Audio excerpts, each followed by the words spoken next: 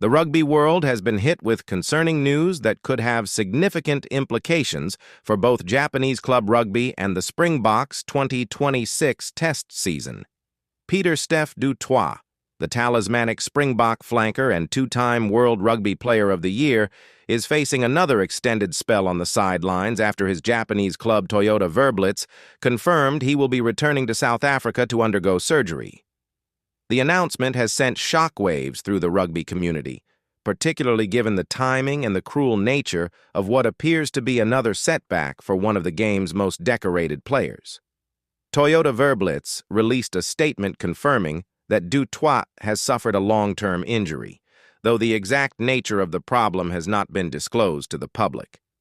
What we do know is serious enough that the club has had to suspend his registration for Japan Rugby League One, indicating this isn't a minor knock that will see him back in action within a few weeks. The vague nature of the announcement has led to speculation across rugby circles about what exactly has happened to the powerhouse forward, with many fearing it could be related to his previous injury troubles or possibly something entirely new. The timing of this injury couldn't be worse for du Toit personally. He had only just returned to competitive action, making his first appearance in an astonishing 587 days when Toyota Verblitz faced Honda Heat on December 13th. That return was meant to be a triumphant comeback story, the culmination of months of rehabilitation and hard work following a serious shoulder injury that had kept him out for the entire previous Japanese season. To have fought his way back to fitness only to suffer another long-term injury so soon after his return is nothing short of devastating for a player who has given so much to the game. For those who may not be fully aware of du Toit's stature in world rugby, this is not just any player facing injury troubles. This is a man who has twice been crowned World Rugby Player of the Year, an honor that places him among the absolute elite of the sport.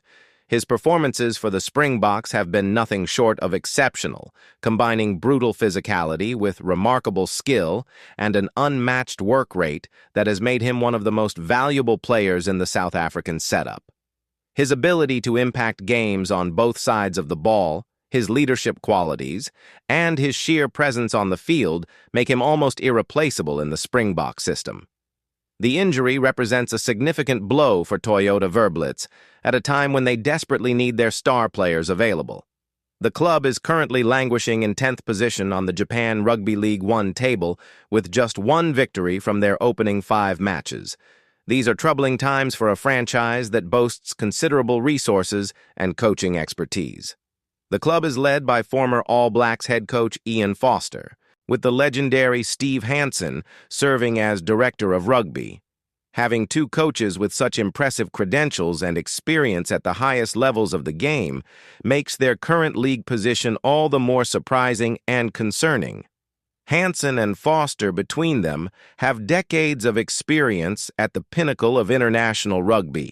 Hansen was the mastermind behind much of New Zealand's dominance during his time with the All Blacks, while Foster took over that challenging role and continued to produce winning rugby despite intense scrutiny. Their presence at Toyota Verblitz was meant to signal the club's ambitions and provide a foundation for success. However, rugby is ultimately played on the field, and when key players like du Toit are unavailable, even the best coaching minds can struggle to implement their vision effectively. The loss of du Toit from the Verblitz lineup removes not just his on-field contributions, but also the experience and leadership he brings to what is already a struggling squad. International players of his caliber often have an impact that goes beyond statistics, influencing team culture, training standards, and the performance of those around them. His absence will be felt in multiple ways as Toyota Verblitz attempt to turn around their season and climb up the league standings. However, perhaps the most significant ramifications of this injury relate to the Springboks and their preparations for what promises to be a monumental 2026 test season. South African head coach Rassie Erasmus will be watching developments around du Toit's injury and recovery with intense concern. Erasmus has built his Springbok team around a core group of world-class players, and du Toit sits right at the heart of that group. His importance to the South African game plan cannot be overstated. The Springboks are facing an incredibly demanding schedule in 2026. The international calendar includes the inaugural Nations Championship, a new competition that promises to be fiercely contested among the world's leading rugby nations. This tournament represents a significant addition to the rugby landscape and one that South Africa will be desperate to make an impact in. Beyond that, there's the small matter of a 4-test series against their greatest rivals, the All Blacks, in what's being billed as the greatest rivalry series. 4 tests against New Zealand would be a massive undertaking in any year, but coming in a season that also includes the Nations Championship means South Africa will need all their best players available and firing. Toit's role in the Springbok setup has evolved over the years, but he remains absolutely central to their plans. His ability to play across the back row gives Erasmus tactical flexibility, while his work rate and physicality set the tone for the entire pack. In recent years, we've seen him operate as the physical enforcer that allows other players around him to flourish. His defensive contributions are immense, regularly topping tackle counts and providing crucial turnovers at the breakdown. In attack, his ability to carry hard and make meters in contact provides front-foot ball that the Springbok backs thrive on. At 31 years of age, toit is entering the latter stages of his career, though for a player of his quality and conditioning, there should still be several productive years ahead. However, the accumulation of injuries and the physical toll of playing at the highest level for over a decade cannot be ignored.